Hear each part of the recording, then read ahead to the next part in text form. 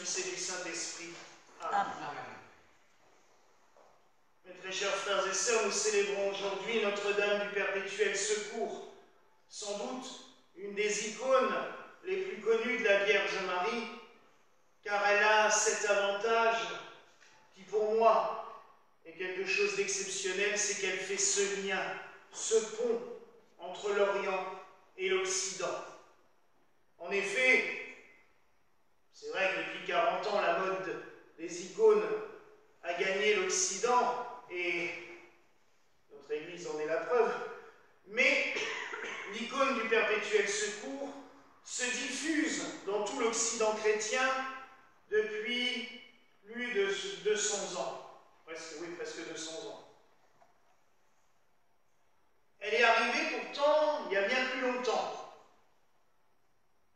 Mais la Providence choisit toujours son heure, son moment, où elle veut faire connaître telle ou telle facette de la foi. L'icône que nous avons devant vous est connue comme un modèle que l'on appelle icône de Saint Luc, parce qu'on attribue la toute première représentation de la Vierge Marie portant l'enfant Jésus dans ses bras à Saint Luc, l'évangéliste, mais qui avait aussi cette qualité de peintre. On ne sait pas réellement s'il a vraiment peint une Vierge à l'enfant, mais comme c'est lui, c'est cet évangéliste-là qui nous parle le plus souvent de la Vierge Marie, on a voulu voir en lui ce peintre, celui qui nous a représenté le mieux la Vierge Marie. Cette icône a été copiée à de nombreuses reprises dans tout l'Empire byzantin, et la copie que nous avons devant nous a été faite sur l'île de Crète au XIVe siècle. Et un marchand crétois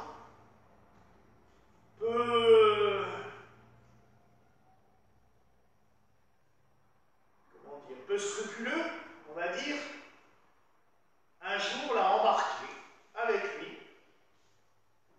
Il l'a volé. À l'époque, ça se faisait quand même beaucoup. Hein. Quand on voit le nombre de reliques et d'images pieuses qui ont été volées dans les différents endroits, c'est pas pour ça que c'est bien, mais ça se faisait quand même beaucoup. Il l'a volé et il l'a emmené lors d'un voyage commercial à Rome. Déjà sur le trajet, le bateau a failli sombrer et ce marchand a promis que s'il revenait en vie, il lèguerait son icône à une église de Rome pour qu'elle soit vénérée. Le bateau a pu être sauvé, il est arrivé à Rome, malheureusement il est tombé malade, il a été pris en charge par une famille d'amis à lui, et avant de mourir, il a fait promettre à cette famille d'accomplir son vœu et d'exposer cette icône dans une des églises de Rome. Le problème, c'est qu'après sa mort, la famille était un petit peu contente d'avoir cette icône et n'avait pas du tout envie de la donner à quelqu'un. Imaginez, c'était quand même quelque chose d'assez exceptionnel. Un tableau comme ça, peint sur feuille d'or et tout. On ne connaissait pas ça en Occident, donc c'était... Et c'est surtout la femme qui refusait obstinément. Et la Vierge est apparue à plusieurs reprises à leur fille, et la fille disait « Maman, Marie veut être dans une église, pas à la maison. » Et il a fallu, je dirais, de longues tractations entre la Vierge Marie, l'enfant et sa mère, pour que la mère consente à dire « Ok, on va la donner. » Et elle a été déposée dans l'église Saint-Matthieu, à Rome, où elle sera posée au-dessus du maître-autel, avec une certaine vénération, mais sans qu'elle connaisse un succès fabuleux. Mais comme je l'ai dit avant, les hasards de la Providence sont toujours particuliers. Il y a eu la Révolution française, et ce que beaucoup oublient, c'est que la Révolution française n'a pas fait des dégâts qu'en France. toute l'Europe a été bouleversée par cette révolution, la Belgique aussi, et l'Italie, et la ville de Rome. Et quand le général Masséna, au nom de Napoléon, a envahi Rome,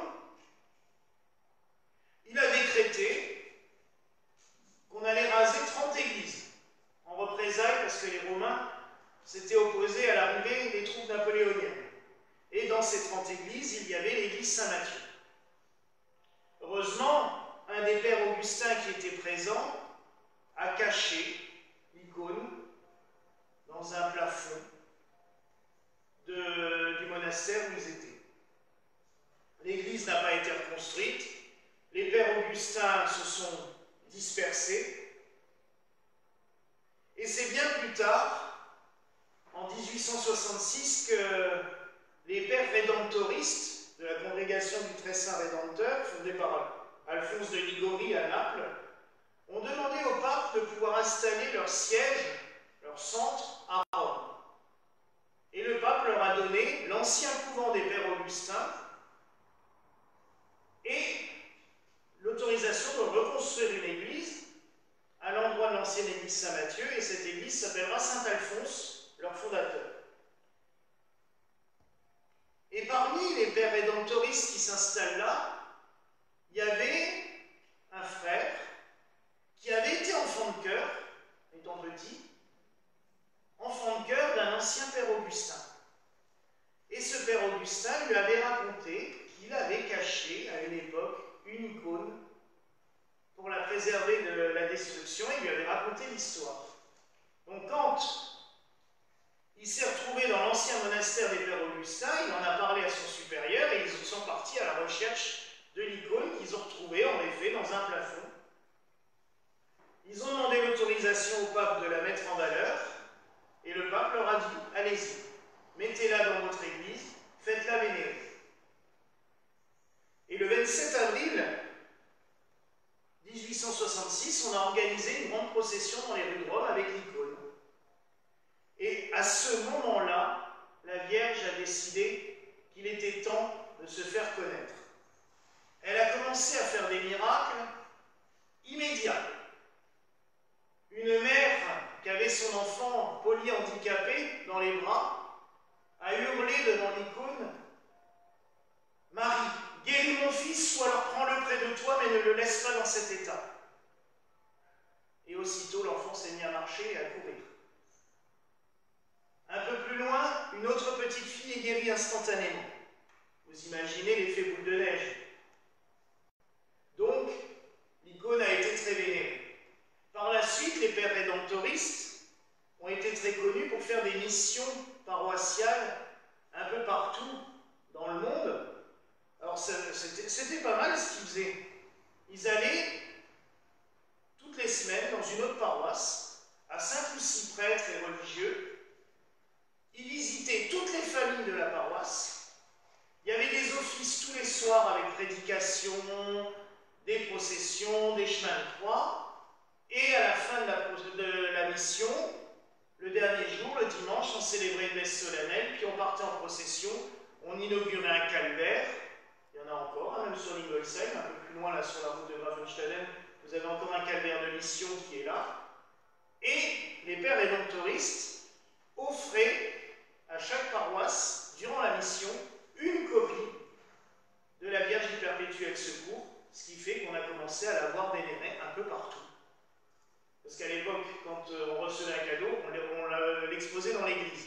Bon, après le concile, malheureusement, on a mis toutes ces icônes et toutes ces images dans les sacristies, voire à la brocante, comme celle-ci, mais elles étaient extrêmement vénérées. Et c'est grâce au Père rédemptoriste que Notre-Dame du Perpétuel Secours a été si connue. Et on en a encore dans beaucoup d'églises d'Alsace. Et c'est vrai qu'en Alsace, comme les Pères rédemptoristes avaient le Bischenberg, ils ont toujours les 3 équipes, le sanctuaire, et ils avaient un séminaire à Oswald, forcément, le culte s'est extrêmement développé. Mais c'est pas pour ça que nous la célébrons, nous. C'est notre sainte, une des saintes fondatrices de notre Église, Alphonsine de Gazinet, qui avait une grande vénération pour elle. Et dans sa maison, elle avait fait un petit oratoire avant de construire la chapelle qui est devenue l'église Saint-Louis pour les Gallicans dans le jardin. Mais d'abord, elle avait un petit oratoire chez elle qu'elle avait dédié à la Vierge du Perpétuel Secours. Et Sainte Alphonsine recevait, pas forcément Alphonsine, Sainte Alphonse de Liguori, donc elle avait ce lien particulier. Et en fait, comme elle recevait des malades pour les soigner, parce qu'elle avait reçu de Dieu cette mission, elle a fait faire des prières et des neuvaines en l'honneur de la Vierge du Perpétuel Secours, mais en quantité astronomique. Tous ceux qui passaient chez elle disaient, elle écoutait nos problèmes, elle posait sa main en demandant à Dieu de nous guérir, ça durait 3 minutes, et après elle nous disait maintenant, allez, on va prier. Et elle les faisait prier devant la Vierge du Perpétuel Secours. Quand ils ont construit l'église, et que Monseigneur Giraud s'est installé là-bas, notre second patriarche, il a fait faire un autel à la Vierge du Perpétuel Secours. Et en 1923, quelques mois avant la mort de Sainte Alphonsine, peut-être qu'il sentait que ça allait arriver, il a fait un décret, avec son évêque auxiliaire, Monseigneur Liguet, que le premier dimanche du mois de mai, dans toutes les églises gallicanes, serait célébré en l'honneur de la Vierge du Perpétuel Secours. Et c'est ce que nous faisons encore aujourd'hui. C'est la 102e année. Mais c'est beau, je trouve, de pouvoir continuer cette tradition. Mais maintenant, venons quand même sur l'icône et ce qu'elle peut nous apporter, parce que le message de cette icône est extrêmement beau.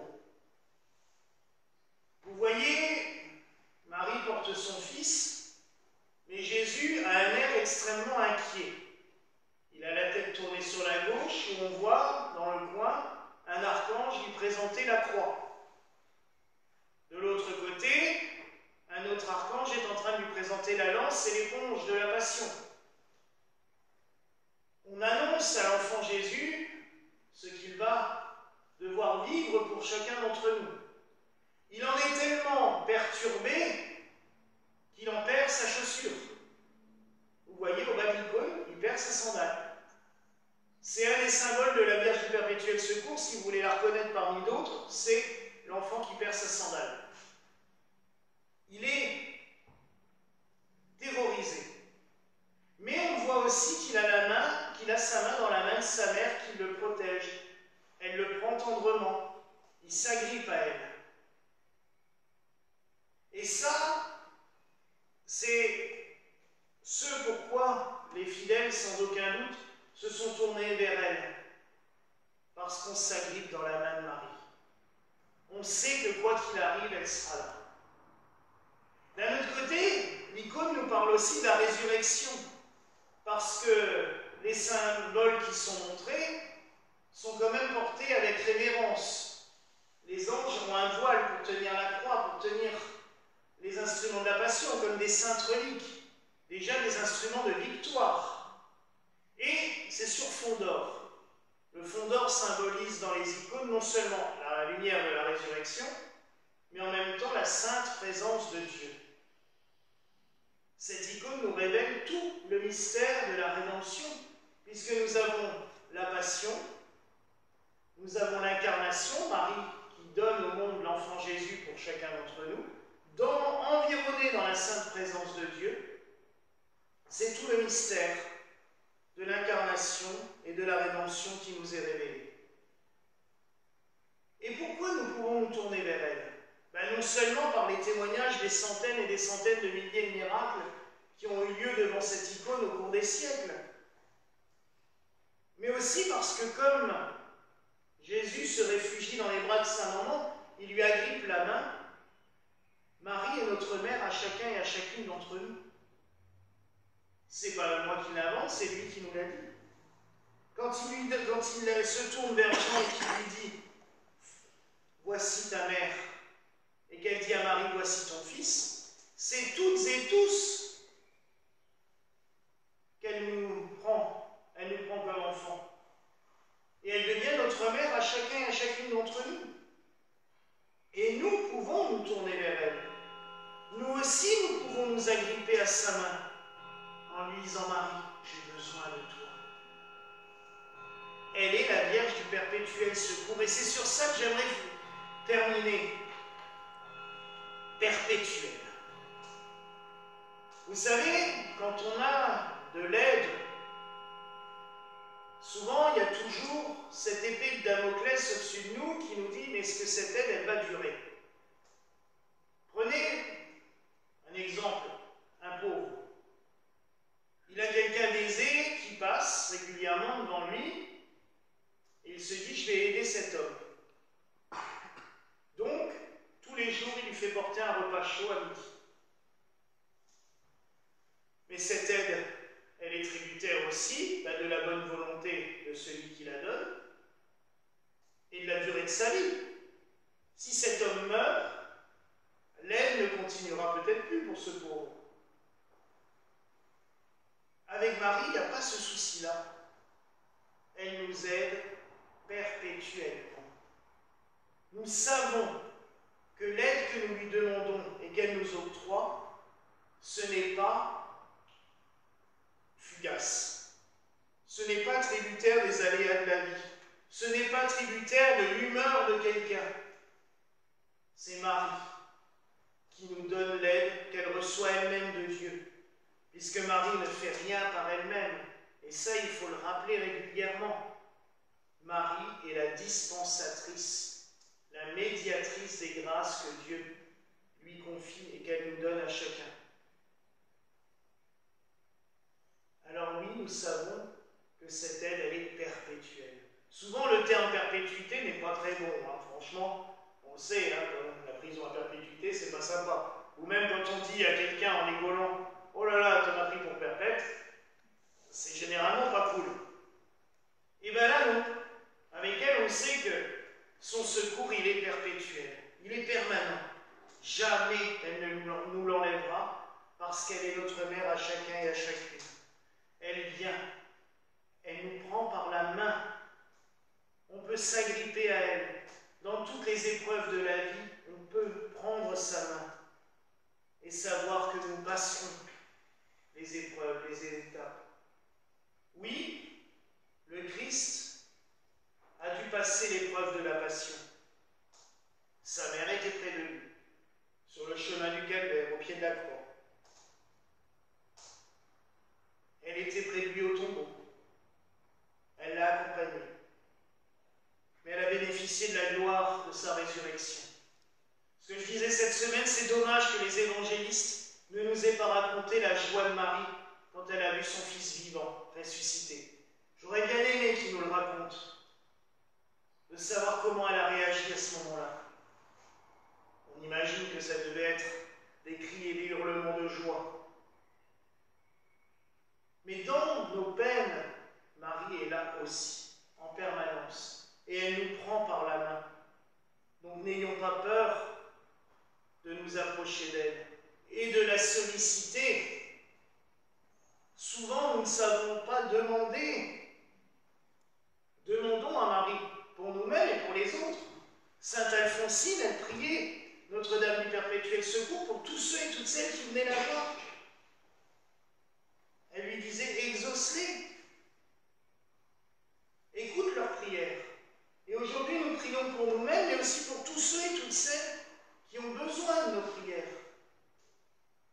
Nous avons été nombreux là pendant 3 semaines. Aujourd'hui, c'est un peu plus calme.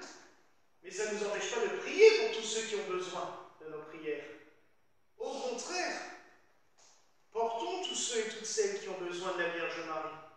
Vous savez, durant ce mois de mai, les sanctuaires de la Vierge sont pleins.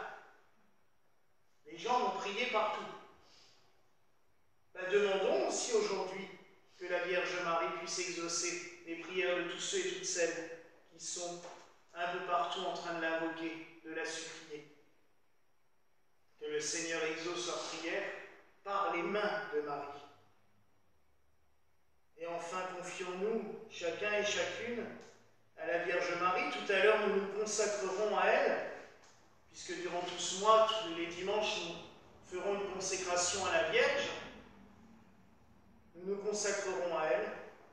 en lui demandant de bénir chacun et chacune d'entre nous, nos familles, nos amis, nos proches. Mais demandons-lui aussi de faire de nous ses instruments. Imiter la Vierge Marie, c'est se mettre à l'écoute du Christ, à l'écoute de son message, à l'écoute de sa parole. C'est très beau d'imiter la Vierge Marie. Demandons-lui de nous éclairer, de nous guider dans nos vies. Voilà la grâce que je nous souhaite en ce jour au nom du Père, du Fils et du Saint-Esprit. Amen. Amen.